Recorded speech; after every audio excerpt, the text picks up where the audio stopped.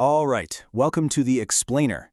Today, we are going to dive into the core ideas from Joel Schwartzberg's The Language of Leadership, and it's going to totally reframe how you think about communication.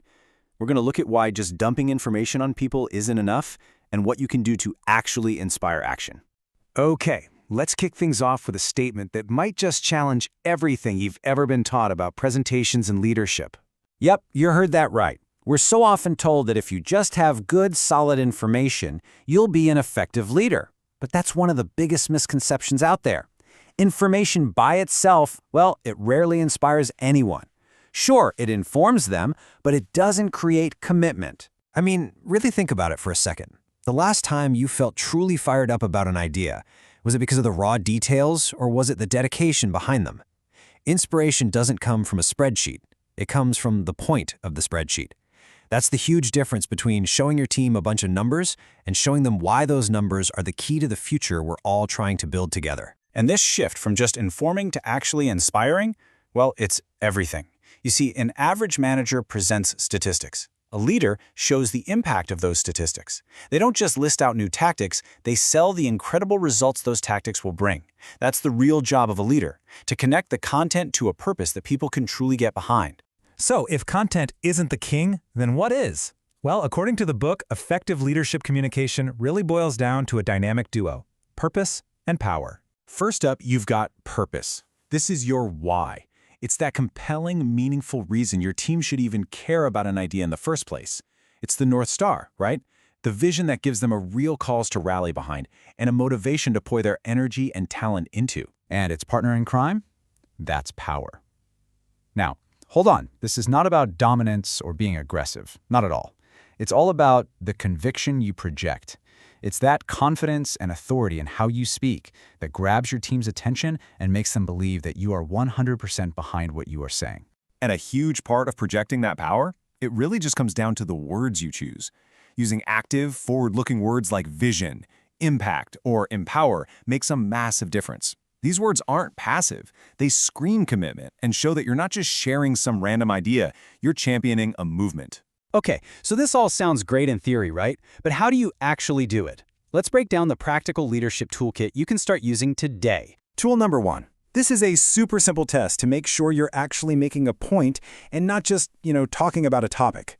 Because leaders don't just discuss things, they propose a clear path forward. I mean, check out how simple and powerful this is. Branded podcasting. What is that? It's just a thing, a topic.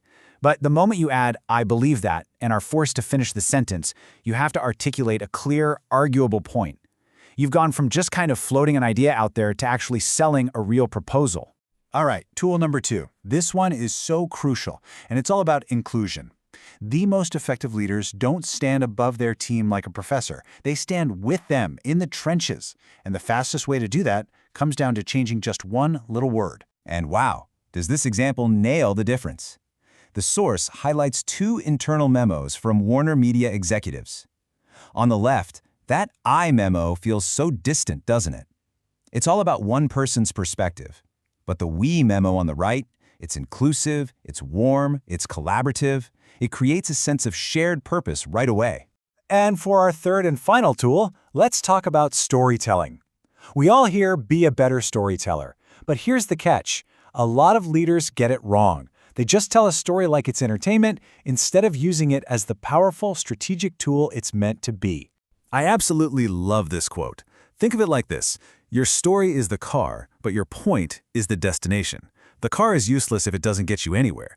A story is just a fun little anecdote unless you explicitly connect it to your message. You have to build the bridge for them, saying something like, "This story shows us why we need to," or "That moment taught me that." That's how you make a story work for you. So, when you take all of these pieces, the purpose, the power, these simple tools, and you put them all together, something really powerful happens. You make a fundamental shift in your communication. And this is the transformation we're talking about. You stop being a dispenser of information and you become a champion of ideas. You stop just discussing topics and you start making points with conviction. You're no longer just informing your team, you are finally, truly inspiring them. So here's the big takeaway. The next time you're about to walk into a meeting or draft a big email or give a presentation, just pause for a second and ask yourself this one simple question.